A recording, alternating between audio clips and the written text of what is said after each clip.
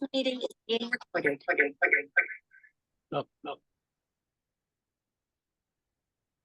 Good evening, everyone, and welcome to the first of our fall webinar series, Asking Better Questions to Encourage Comprehension, presented by the North American Cambridge Classics Project and sponsored by Cambridge University Press. I'm Martha Altieri, and with me is Ginny Blasi, and we are going to be presenting this session this evening.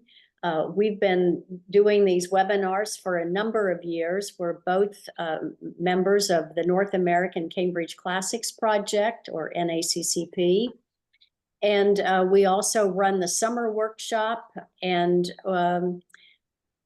golly, we've been just doing this a long, long time. Anyway, tonight we're going to talk about a variety of questioning techniques that you can use with the readings in the Cambridge Latin course. And we'll explain to you how these different types of questioning techniques will help the learner gain a better understanding of the Roman culture as well as comprehending Latin. So we will record this session as we always do. We have an extensive list of webinars on our website, cambridgelatin.org. They are free to any of you. And we hope that you will visit our webinar archives and look for a variety of topics. And if by chance you need a professional development certificate for this presentation, if you will just email us training@cambridgelatin.org, we will get a certificate to you very quickly. So on that note, we will get started on asking better questions.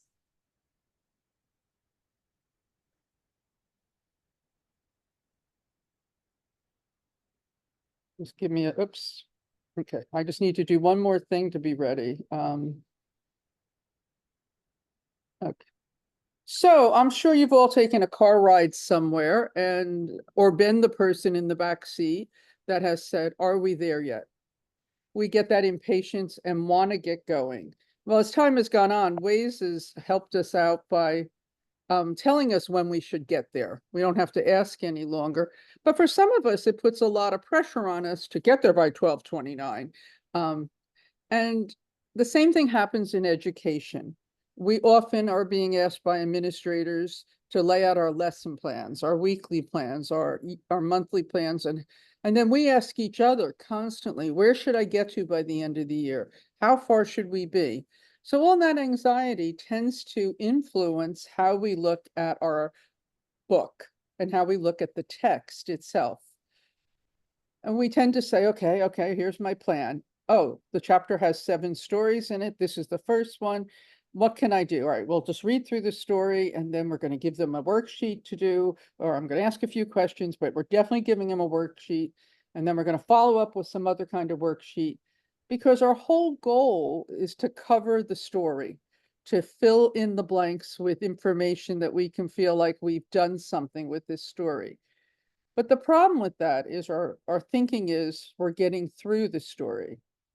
And tonight we'd like to talk more about getting into the story, to delve into it.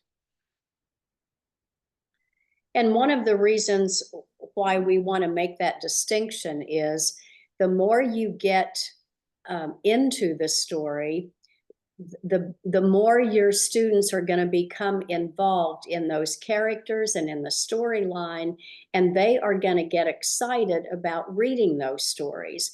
Whereas if you are just asking these basic who, what, when, where, why questions to see if they got the general gist of the story, and then asking them to translate, and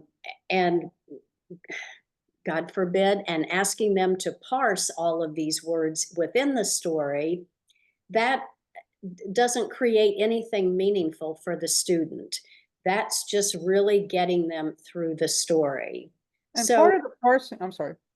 Yeah, so as we've said, students may know some basic facts about the story, and they may have some sense of these patterns that are in the story, but they're not really invested in the story itself the character and that plot throughout the entire series. And we've often seen teachers hear a student on first read translate something incorrectly. They'll say, Caecilius and Metella are going to the forum.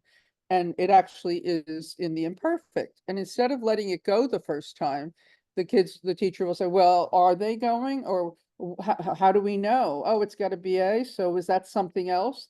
And so you've stopped the whole flow of thinking about the story as a story. That doesn't mean you don't have that conversation later. You just don't have it now. So getting into the story, as Martha was just talking about, what does it look like? You pose deeper. We want you to take that story and ask some of the deeper questions rather than the who, what, when, where, why. And we're going to show you some examples of what we mean by these deeper questions. And from the get-go, starting in Unit 1, Book 1, Stage 1, you can ask about some of the literary aspects and question some of the facts that the students read, not just take it at face value. Read a few sentences and ask them specifically, does this make sense? Or, you know, why is a character saying this or that?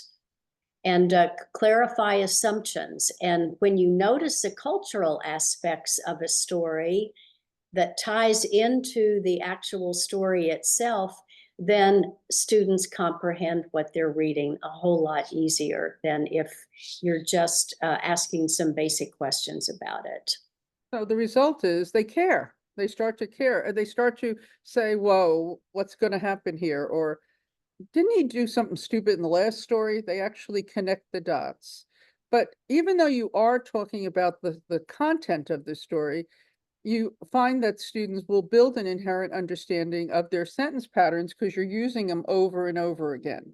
So that's kind of interesting that it happens whether you plan it to or not, because you're practicing it so much. So we want the student to stop, look, and listen. And part of that is going to rely on how you handle it. I went the wrong way, apparently. What's the goal? We don't want you to be worried, them to be worried about getting it right. So your job is to diffuse that, to help set up a scenario where they understand that their job is simply to get into the story and take it as a story, take it as good literature. So what does that look like? Listen, if you are using the 5th edition and are using the digital resources, every single one of the stories is recorded. And we cannot emphasize this enough. Starting from the get-go, you need to get the students involved in listening to each of the stories. That does not mean taking class time to listen to every single story. That could be an assignment that they do on their own. But you could at least take a few minutes of each of your daily lesson plans and listen to a little bit of it, because the more they listen to these stories, the more they comprehend. And then it just opens up a whole new ball game for you to be able to ask questions about what they have heard. And don't be afraid to read it yourself out loud. And you don't have to do, as Martha said, the whole story. If you're going through a story together, you can do it by paragraphs. Part of what you're modeling is what goes together. What is the content? Otherwise, it just is a lot of words that have to be dealt with. So once you've listened to it, and while they're listening to it and hopefully reading along, you want them to notice things, like notice words that they know and don't know. Notice people and places that have come up, phrases that are interesting to them. You know, you have a glossary to the side, so sometimes there's things there that they go, whoa, what does that mean? You know, you want them to get involved in the story right from the beginning. And one of the things can be that they don't know what a word means, and you address that pretty early on. It's okay, but that's part of it. And the characters are so important. If you are relatively new to the Cambridge Latin course, you will discover that it is a continuous storyline from stage 1 all the way to stage 40. And the stories are very compelling. I think she froze. Oh dear.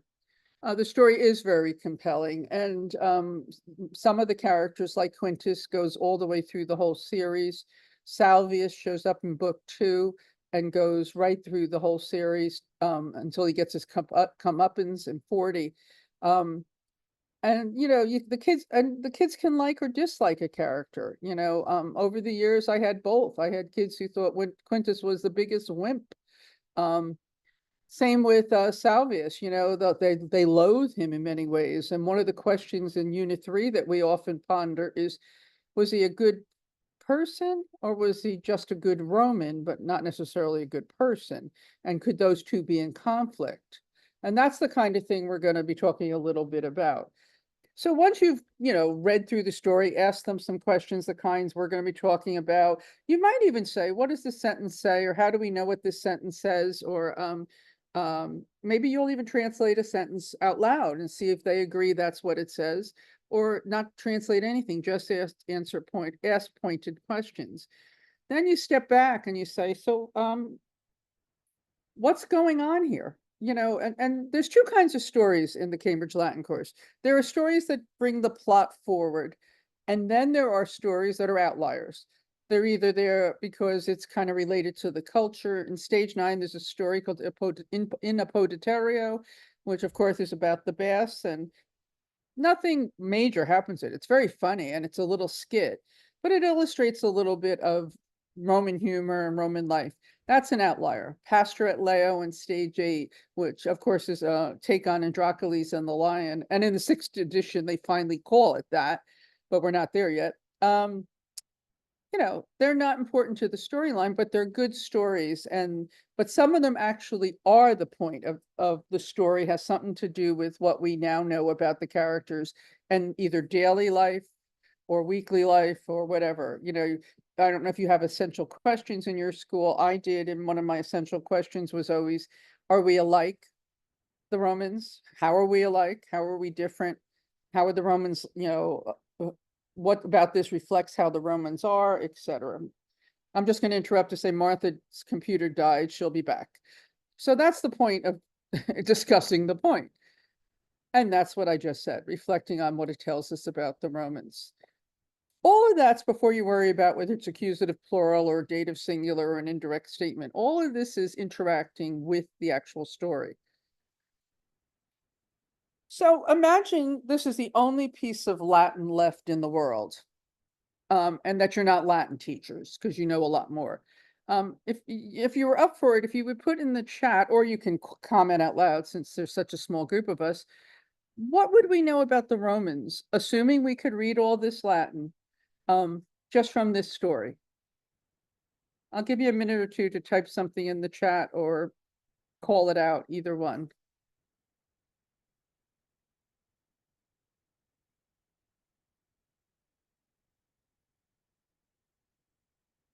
We would know that they lived in homes with different kinds of rooms. Amen. You absolutely would. Thank you. Anything else? And it's okay if you don't feel like answering. It's Thursday night. So I'm going to show you some of the things that you might know. Look, Paula, you were right on the money. Unfortunately, you'd find out that they had slavery. That enslaved people were part of their culture. Clearly they knew how to read and write, so they must have a language, and they must have implements and something to write it on. They had obviously animals in or around their home, because Kerberos is the star of the show down here. It talks, you would know something about their food, that there's a kitchen and things get prepared in a separate room. It's not, a yurt somewhere. That they obviously had a skill set that could create something as detailed as this floor mosaic, right? So anyway, I'm just reading Martha's messages. She's having a terrible time. All right, so I think and there's one more. There's expressions, and of course, my kids love these. They went out of the classroom saying we learned to curse in Latin class today. I'd say, okay, just don't say curse, please. But there was a lot of fun things that you would know just about the Romans. Now, some people see this story as the summary of the model sentences in stage one, and they're like, oh, okay, we've read the story, move on. This part totally summarizes, and this is a cute little story. Other people would realize that we have a lot we can talk about, even down to the kind of humor that's in the story. So what are some good questions you could ask? Anybody have a good question they want to throw out? Why why is the dog in the street? I'm sorry, Jen, I didn't hear it. Why is the dog in the street? Yeah, why? Right, my dog would never. Well, I don't have a dog, but if I had one, he wouldn't be in the street. But that's a big deal, right? That's protecting the people. And this goes to Paula's point. The house had many rooms. And we don't know what work the Romans do, but we know what works at least one enslaved person does, or a couple of them from the story. We could talk a bit about slavery. We could ask, and I'm taking a course with Dr. Chris Bolito, who's here in New Jersey. He's a medievalist, and he always starts, and he's using different topics, and he'll start everyone with, what do you know about this? One of the topics was Cleopatra, and he wanted to hear what we all knew for two reasons. One, to help us to be able to clarify if what we know is really wrong, because that's the premise of the course, myths that we think are facts, or to reinforce, yeah, we got it right. So, I might assume that they understand that at that time in history, nobody wrote with pens and ink. But we know that even in our own time, you mention something to your children or your grandchildren, your nieces and nephews, and they'll say, oh, you didn't have voicemail? Well, it's the same kind of thing. So we can talk about what they write with if we want to. Did they have pets? We don't know that yet. Kerberos does seem to have the run of the house, but he's also outside. What did they eat? And again, these are good questions. Some we'd get the answers from in that story, some we wouldn't. We can assume their craftsmen are pretty skilled, right? Because of the mosaic being very detailed. They have a house with multiple rooms. We've seen some drawings in the model sentences. And of course, the words my kids referred to as curses. So those are good comprehension questions. We all agree to that, right? They're the basic Bloom's one, you asked a question. So now we're going to jump to stage 4 in Fora, and we're going to look at the story of Hermogenes. And I don't know if you've gotten to it yet, but Hermogenes is, well, we'll see. He's a Greek merchant. So simple questions. Ubi est Caecilius? Of course, the answer is Caecilius est in Foro. Quid Caecilius habet? No, Caecilius Argentarium habet. And qualis mercator est Hermogenes? And you could say est mercator Graecus. And he says est mercator probus. We don't know for sure. We find out later he's not, but at that point we take him at his words. Okay, those are Bloom's one. They're good questions, but we think that good questions should have stronger follow-up questions, things that go beyond the factoid. So why is he there? Why is he in the forum? Why does it make sense for his stall to be there? Do we have similar things? I swore I put the word have in there. Where? One of the grocery stores near me has a bank, a Dunkin' Donuts, a jeweler, and a shoe repair guy all on one wall of the store. Well, why? Because people are coming there to shop, right? And that's the same idea as why wouldn't he have and he's a banker. Why wouldn't he be where people are going to do business? So another question would be, quid Caecilius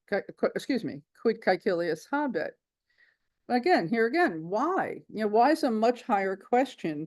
And so often we have trained students to just say, tell me what I need to know so I can get an A on the test, or just to make you happy so you'll leave me alone so I can put my earbuds in. So anyway, but why actually makes you answer something? And does it make sense for a merchant to visit him? Sure. If a merchant needs to exchange money or, I guess get a loan, as he's going to here. And is his nationality important? What might it mean? Well, we know he's a foreigner. We know that there's a chance that that he's not going to stay in Pompeii. We don't know much more than that. But we can come up with, hypotheses. We can fantasize. We can make up a creative answer. And the more you get the kids involved, and sure, you can even be biased and say, well, what do we think now that he doesn't come back at the end? Mercatropa cuniam non reddit. And then, Caecilius homogenem basilicam vocat. And before you go on to the next one, why do you think he did that? What do you think that means? And someone once pointed out, we all assume, he loaned him the money, and the kids say, well, he just loaned him the money. Why would he think he's going to come right back? And maybe there should be some kind of a phrase in here that says many days later. But even that you can talk about, So now you have the kids very involved in a story. And by the way, they've done a lot of, interacting with the structure of the language. And you can even say, what does Hermogenes say about himself? And they can either say that he is, or you could say, well, what if you quoted him? What would he be saying? Ego sum mercator graecus. So you can push them to get involved. Oh, and one of my students said, anybody that tells you they're honest isn't. So I don't know if that's true or not, but that would be a great follow-up question. He says he's probus. What do you think? So that's the general idea. But then there's another level of this. There's probing questions where you really do want them to go much beyond the normal. I mean, the first 25 lines of this looks like Judge Judy, right? Or any of those shows that have a judge in them. And it's pretty easy Latin. The kids like it. Often we either have them acted out in small groups, or you can have some group be Eudex and some group be Caecilius, and you can do all kinds of things. And the Latin is very simple, except that they now are using the to form and the ego form, which once they get that down, it's no biggie. So that's why the first, is this setting familiar to you? Do we have something similar? And, where have you seen it? And hopefully they haven't seen it because they've been to court, but more likely on TV or in a movie. But then at 26, things change. Down here, all of a sudden, he's accused him in this paragraph that he's a liar, and I have proof that you're a liar. You took my money. I accuse you because you're not honest. And the judge says, enough, he's not honest, therefore, blah, blah, blah. You have no proof. You may accuse him, but you have no proof.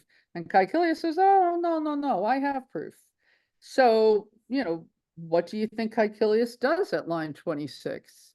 If you were going to act this out, what would you be likely to do? And of course, you'd have it in your toga and you'd pull out the ring, or the wax tablet, I'm sorry. Why do you think he says "Ahu"? And you get the kids to get involved with it. Well, because he knows he's found guilty. And of course, down there at the bottom, what do you think he does? Ubi est annulus. Ecce. Annulus rem probit. And what do you think he does? Most likely he hits a hammer, he hits a gavel to the counter or whatever. Ego homogenem convinco, excuse me. So you've got the kids very involved. And I just need to say before we go on, you do know that there's a story in the back of the teacher's manual after stage 4 that's supposed to be for diagnosing whether or not they're getting all this. And it's about Hermogenes going to jail. It's a great story to finish this up, because he gets to jail and the guy who's going to lock him up recognizes him because clearly he's been there before. So it's a fun story for the kids because they feel like they've seen the end of the plot line. And yet this is an outlier in a way. It doesn't take you to the future, but it definitely paints a great story. So once you've done that, another set of questions you can ask are ones that are going to make the kids think it through a little more. These are great for the start of class or towards the end of class. Take 5 minutes, write down 3 reasons why you think whether you think Caecilius should or shouldn't have trusted Hermogenes. You can write me sentences, you can write me bullets. I don't really care. Or do you think that there was evidence? Get the kids to talk about that. You know, was his ethnicity like, you know, once it was clear that he had stolen the money or they thought he had stolen the money, was he treated differently because he wasn't a Roman? And Yeah, these questions are really, I that's nice think, to aimed you. at really getting the entire class involved. So they could be written, but I think these 4 questions in particular just lend themselves to having a good class discussion and letting lots of voices come into that discussion to talk about what's happened here. And when we say law enforcement, we mean the legal system, you know. So what we're really saying here is it's so easy to live down here at what I call Bloom's 1 and even Bloom's 2. But we're just suggesting that there's a lot of ways that you can work with the students to think about what they're reading, to notice the hidden in plain sight information. You know, if you watch any TV series, you know, right now I'm watching Only Murders in the Building, and there's a whole discussion about, does this mean something? And does the water bottle reference something? And it's the same thing. Even if it doesn't, it's kind of fun to get the kids involved. I thought we had the other one next. And this is a template that we found a long time ago about just a template for asking some different types of questions. And again, it's really all about comprehension. And so the more you delve into that story and ask those deeper comprehension questions, the more the students become involved. That's how they get involved in the characters, the storyline, and that's what makes them want to read. Oh, she froze again. She's having a terrible time with her computer tonight. So here's some ways you can nurture awareness. I don't know if you've all seen Pretty Women. I kind of think you probably have. And good old Julia's sitting there eating a croissant, and 2 seconds later, she's eating a pancake. I never noticed this, but once someone tells you it, you can't miss it.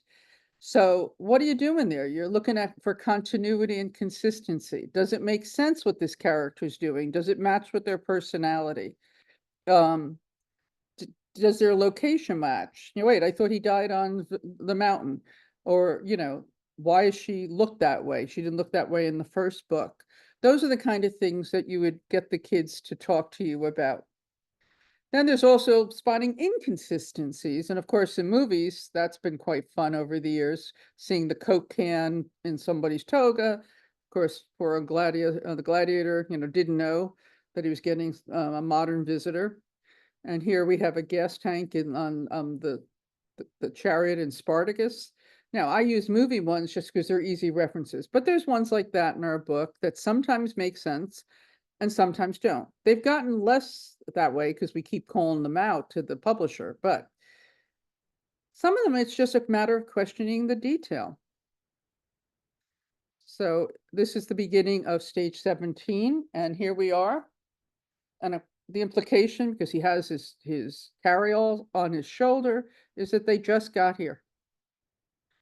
And that the first thing they did was visit a temple. So then the question is, as we know, he carried these, it references these 2 tripodes in the storyline at one point. How did they get there? You know, how does he all of a sudden have these things to give to the later on to Kogi Dubnis? Because this is what happens in the book, Matthew, in case you don't know, is they go from Pompeii to Britain and live with some relatives of his family, but they don't go there right away. The first they go to Alexandria to set Clemens up in a business, and then eventually Quintus moves on to Britain. So here's a simple thing. How did these get here? Now, we assume they must have had a trunk or something, but just to step away from the simple and think about it. True confession, I never noticed this until somebody pointed it out to me. Pompeii is much more sophisticated at this time in history than Rome. in stage, somewhere in stage 6, these guys are walking, these 2 slaves are walking down the street, and it's nicely, paved and even, set up so you don't get your feet muddy. You know, here, Euphrosyne and her servant get kicked away by this guy who's, the person at a house that's job it is to keep you out, and it says they fell in the mud. So it's a very different experience. And you could even just step back and say to the kids, how can Rome, which is going to be the most amazing capital, blah, blah, blah, and it's supposed to get all these gorgeous things, how can this be? Well, different sections of Rome were being developed at different levels, just like anywhere else. Also, here these 2 enslaved people are feeling pretty comfortable walking down the street, and here he gets, totally abused. By the way, as you might have noticed, Martha's computer stopped again. I'm sorry that you're stuck with just me, but you are. Anyway, okay, so how do you prep the story?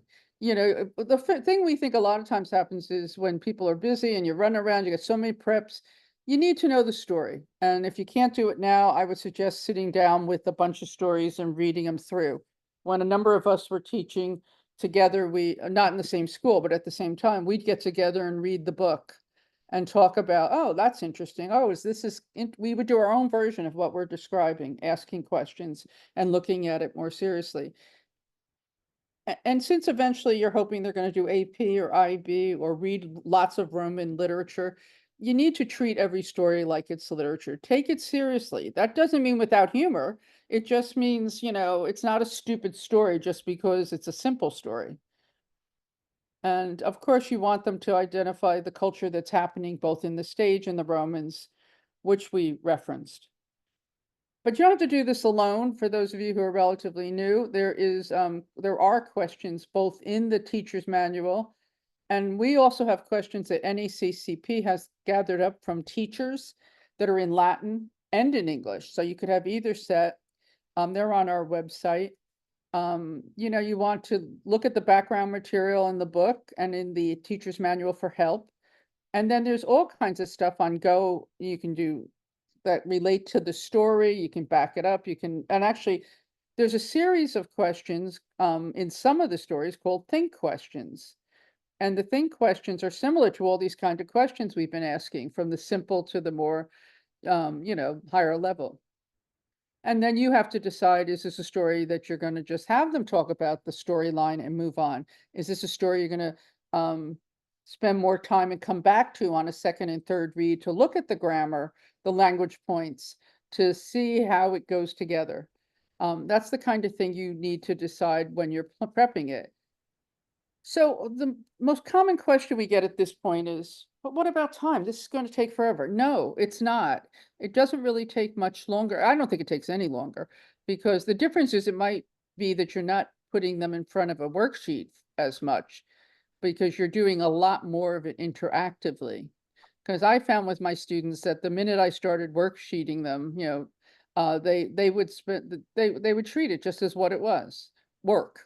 Whereas when we were interacting, we could get a pretty good sense of what was going on as a group and discuss it. And, the nice thing is you use the collective brain, and sure, you have strong students and weak students, but some of my weak students definitely benefited the most from a group discussion, which was wonderful.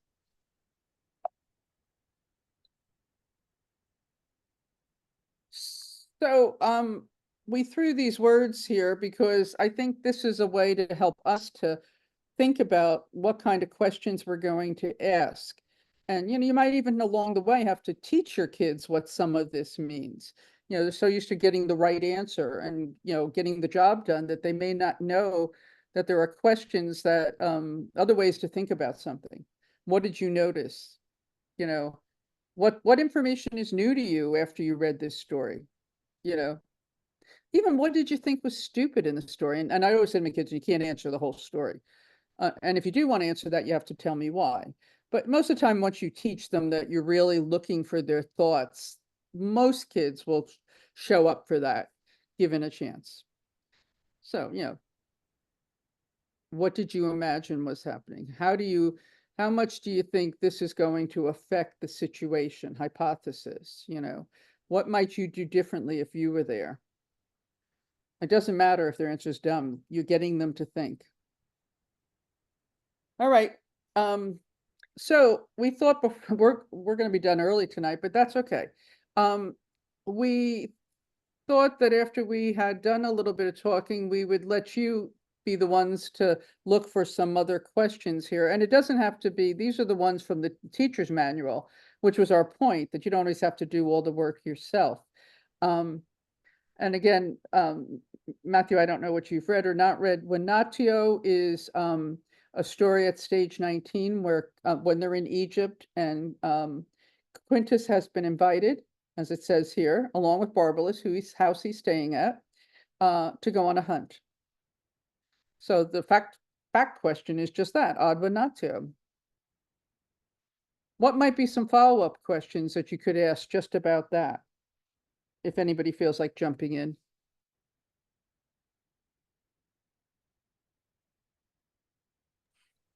Who's would- ever gone hunting before? I'm sorry, again, I didn't get you. Who's ever gone hunting before? Yeah.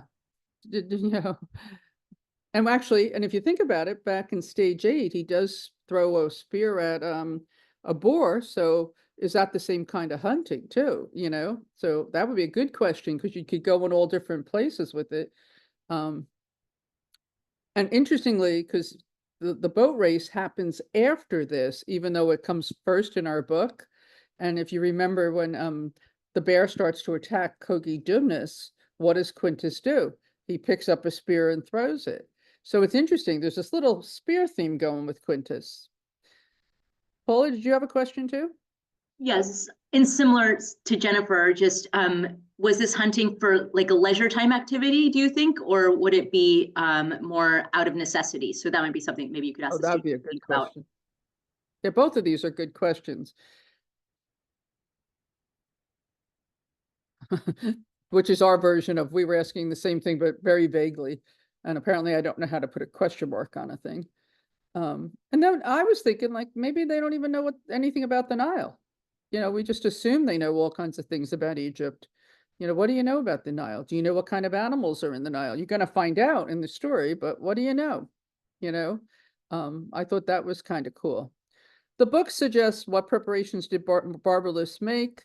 By the way, I sometimes find the questions that the book gives you, I don't always know what they're going for. So, don't feel like you're dumb if you don't figure out what they're figuring. Just skip it and do your own thing.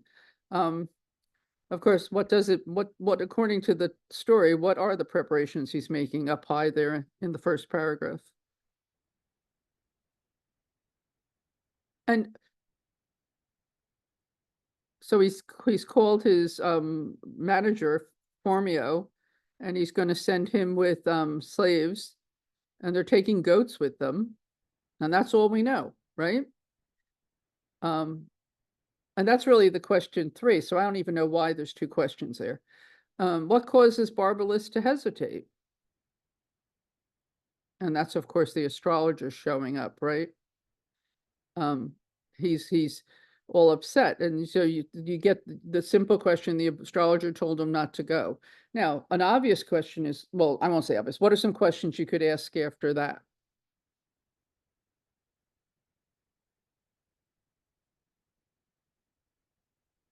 I mean, obvious one is why. Why did he tell him not to go?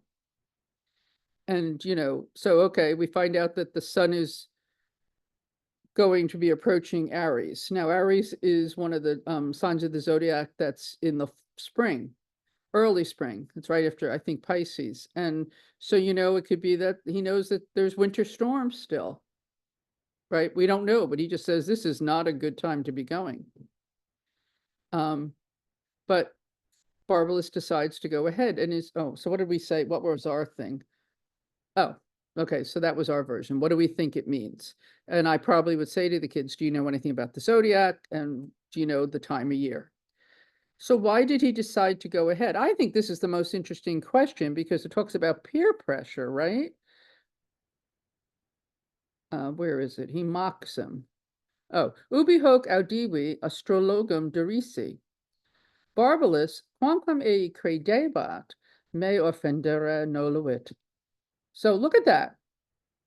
And you can have a whole discussion on peer pressure, right? Here's two adults and one's a big businessman, but because he has a Roman guest, he's like, maybe I should go. So interesting, right? And I would probably stick another question in. So what does the astrologer do to make himself feel better about the fact that the guy's going anyway? And of course, it said he would give him this amulet.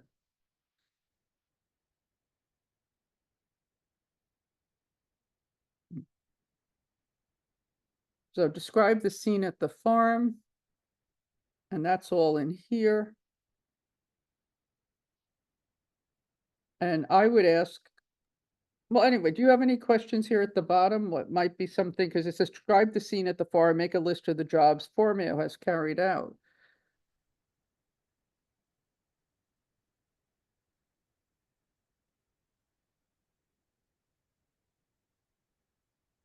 One of the things I would think about is, to your point, has he ever hunted before? Even when he did go on the hunt back with the boar, they went up Vesuvius and they, managed to catch a wild boar. What must this be like? Quintus arrives here and what does he see? A whole bunch of slaves. And they're not the same, they're Ethiopian and they've got spears in their hands.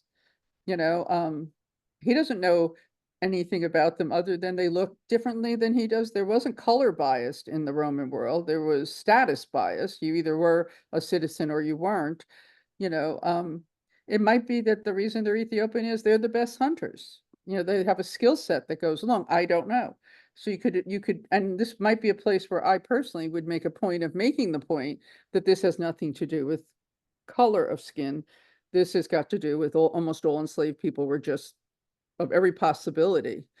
But this is Egypt, so it might be that they've been at war with another culture and that's how they acquired them. Or it might be that they bought them because this is their skill set. Doesn't mean we endorse it. It just means that it's something to look at. And sadly, that we treat human beings based on, that kind of thing. And then finally, make a list of jobs Formio has carried out. And that's going to be, it's a back and forth. Omnia tibi paravimus, and then he says scapas and hidos, but dead hidos, right? And so I would say to the kids, what do you think? Why? What do you think all this means? And, get them to think about, these are not big boats. They're just, as you see in the notes here, it's a punt, a small boat, almost like a canoe, a little bigger than that though. What do you think's going to happen? Any questions of your own that you would like to throw in?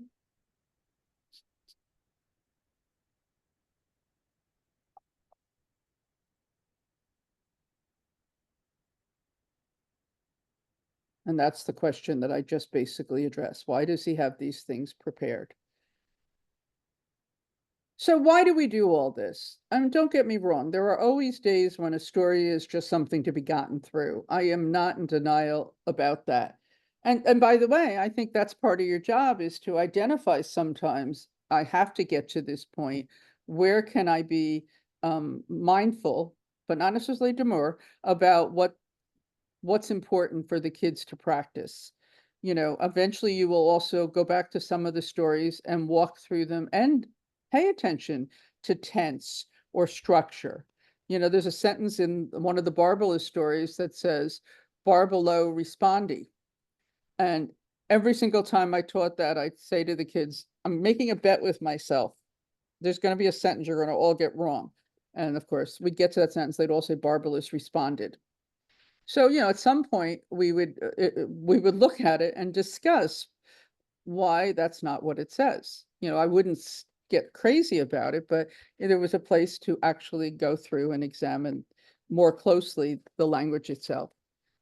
So our thinking is, and our belief is, and we have experience and other Latin teachers have that use this method, that the more you ask questions that get the kids going deeper, and even sometimes with the language points, there will be a point where you will say, why do you think it says that? Well, why are you sure that that's what it would translate as? And that's when they would say, well, it's got a BA, it must be imperfect, it's got an I, and it's, obviously perfect, so therefore it's I responded. Any of those kinds of things are part of asking different levels of questions. But our goal is at the end, and what we are hoping to do is empower them. And I'm a little bit late to the party, had some power issues located where I am. But the whole point is that it's the storyline and those characters that drive the language. And the more you focus on these questioning techniques first, and then come back to the language, the more the students are going to comprehend and be invested in those stories and the characters and the storyline overall. And it's really about the order in which you do it. Yes, of course, you're going to talk about the language, but make that secondary to the actual stories themselves and the questioning techniques that you use with each of the stories. Perfect wrap up, since you didn't get to say a whole lot more tonight. Any questions, thoughts, comments, observations?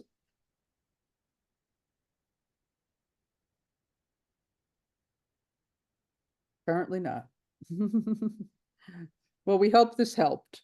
And if you have any questions, you can certainly contact us at training@cambridgelatin.org. And if you need a certificate for this evening's presentation, just email us at the same address, training@cambridgelatin.org, and we'll send a certificate. And thank you for joining us this evening, and we hope to see you next month. Thank you. Thank you. Thanks for coming.